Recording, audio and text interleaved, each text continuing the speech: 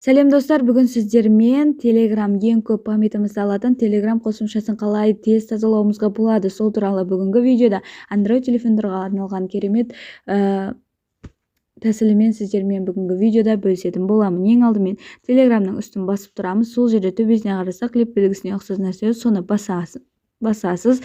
Және де одан кейін память дегенді басамыз. Память дегенді басқаннан кейін очистить кеш деп басамыз. Одан кейін біз жанында тұрған управление памятью дегенді басамыз.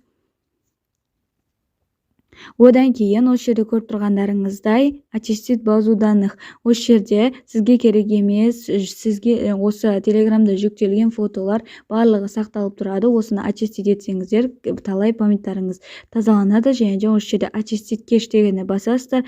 И осы жерде фото, видео жүктелген файлдар көріп тұрғандарыңыздай 108 мегабайтты алып тұрған екен. Осы жерде мен очистить кеш дегенді басамын.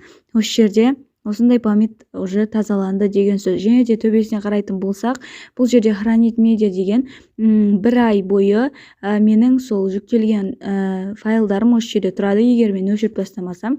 Егер бүгінгі видеода сіздерге пайдалы болған болса, видеоға лайк басып, каналға тіркелуді ұмытпаймыз. Себебі бұл каналда осы память туралы көптеген құпия тәсілдермен бөлісетін боламын.